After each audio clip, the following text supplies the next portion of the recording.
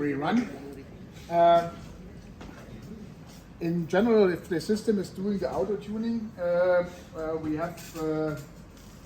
If you see it how it moves, because mostly you should have an auto tuning. You should have an auto tuning with a mechanic behind it. Without a mechanic, the auto tuning made not really sense. In this case, we have here our load on this part. We have there three options to adjust the auto tuning. Of course, with the turning. In the meantime, we've learned it's better have to 1 turns or 2 turns better. You should do the auto tuning launching with the soft one first, then with the middle range, and the hard one only in the case you use it, because we've seen here in this a little bit difficult application for them. If you go hard in the system, we have seen if it's turning, then it oscillates and it gets larger, then it jumps out of the auto tuning. The result have a little bit difference to the product because we have made before. In this case, we have here in the closed loop parameters, I have get them hand over only 0.2. Remember, we had 0.57, and the typical time here it's a little bit faster. Generally came to 31.8 and here to 15. It's a little bit away from them what we have. In my opinion, it's a little bit soft. Yeah, it's active, but it's working. So we can see what the result will be. But at the first time one we have done, we have seen the system is jumping and over jumping.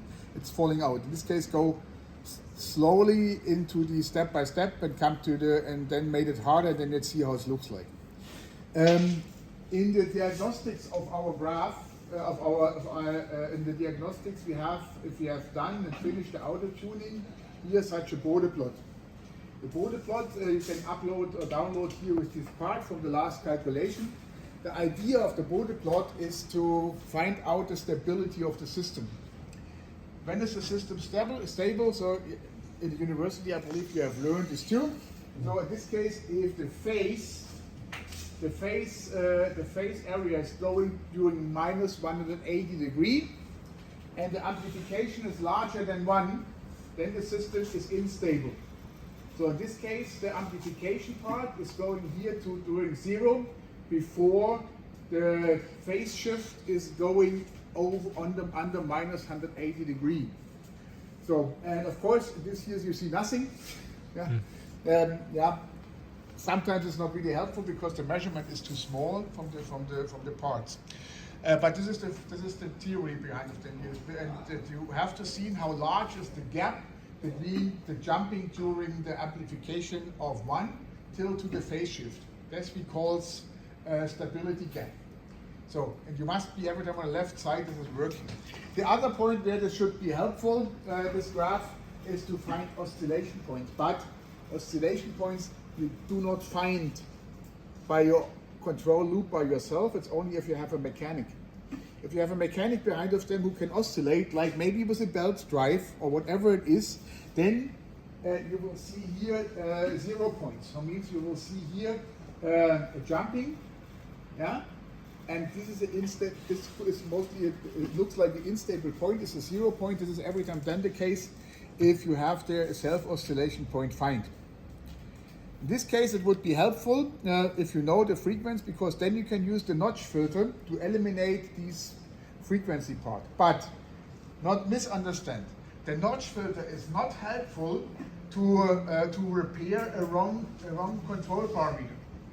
And the notch filter is only helpful if the control loop is working well and you have a frequency you want to eliminate in your mechanics. Yeah? Then you can use the notch filter. But to say, my oscillator or my control loop made there some noise on this frequency, forget it. Cannot help. The notch filter do not do anything. Maybe you change a little bit your system, can make it unstable, but this is not helpful for the target. The notch filter is only for the mechanics, yeah, or for only self-oscillating frequencies. It would be helpful if you could see it here, but they must do not have a mechanics here where you can see something. It gives you the higher frequencies. It's not really helpful for us for the answers. Here you cannot really see the 180 degrees. Those here anywhere there is a negative oscillation, negative amplification. So in this case, the system is stable. What we can see, let me see if I can get there. I'm not so familiar with the graph sizing by themselves.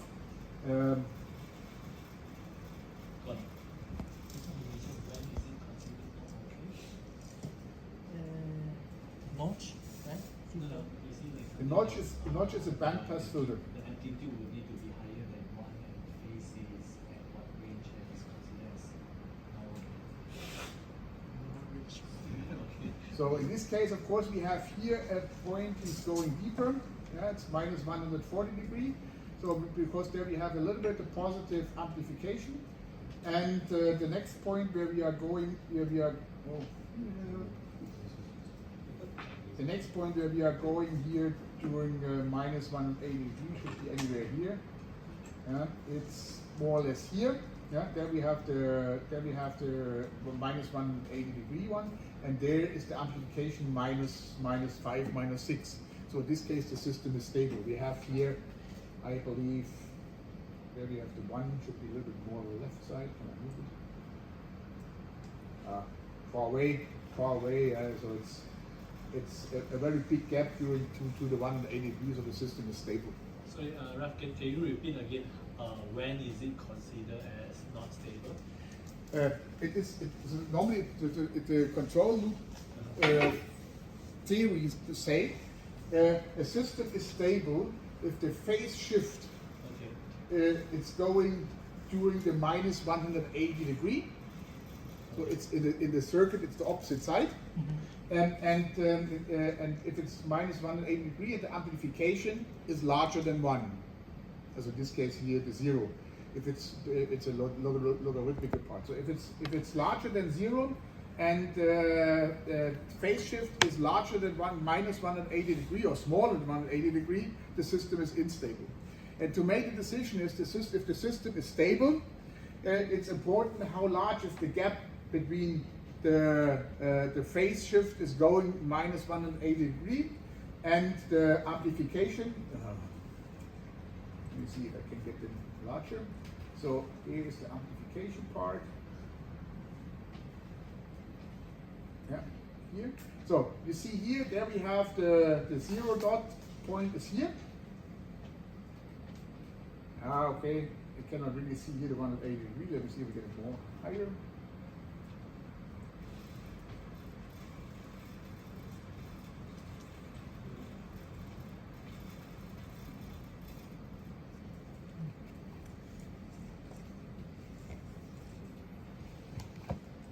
Phải ở trường 180 ổn định khi nó lớn hơn không. I believe here we can see. So we have the 180 degrees more or less here. Yeah.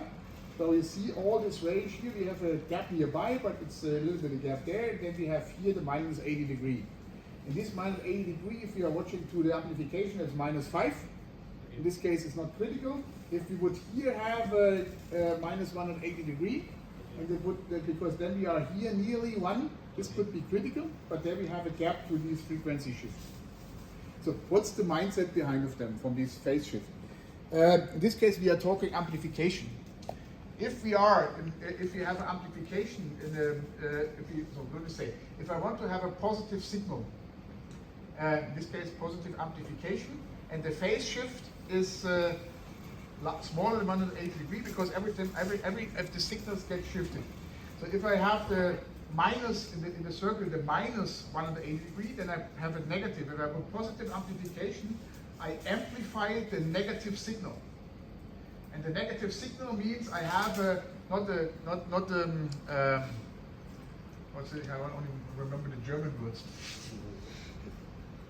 Normally it's a mid-coupling and decoupling. It's a coupling in direct plus direction and in minus direction. If you have a plus direction, in this case the failure gets amplified, and the opposite of the failure gets amplified. So we want to have, because it's every time negative, we want to have the negative parameter amplified. This is why the positive signal should be, how I describe this. Yeah, it's confusing, I believe. How I describe it. No. In general, we have a problem with the signal, with the signal time. Yeah. So if I want to have want to have a positive result of my signal, I want to have against my failure.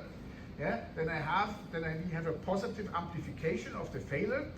And if I have a positive time delay, so if my reaction comes after the zero after the circle. Oh yeah, how I describe this.